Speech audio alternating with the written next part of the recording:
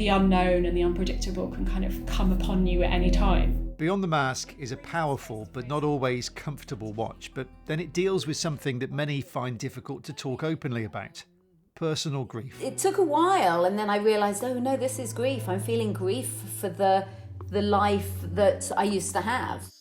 Shot entirely in lockdown at a time when deaths from COVID were part of the nation's conversation, the film hears from those who are bereaved, like Deirdre and Liam from Chalford, whose daughter Leisha died from leukemia 5 years ago. We've got a far bigger personal loss than our freedom that is on our minds all the time and will be forever. I felt most emotion when I thought about other people who were losing loved ones during lockdown to COVID. I met Deirdre at home. She says obviously their grief hasn't gone away, but the pandemic gave them a chance to deal with it without the distractions of everyday life. Having the time, that quiet space for 3 months to just sit with how we felt about life in general, as well as Leisha's loss, I think it gave us the opportunity to do that when we hadn't done it before. It was nice to just sit and be quiet with how we felt.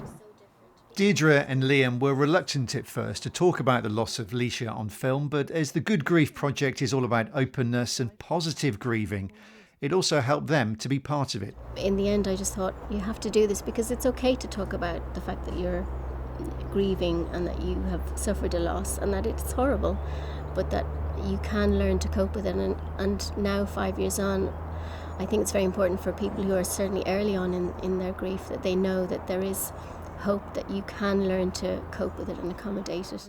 Beyond the Mask shows that there is no rule book when it comes to dealing with grief. In the isolation of the pandemic, the film shows how everyone dealt with it very differently through the shared experience of loss. Steve Knibbs, BBC Points West.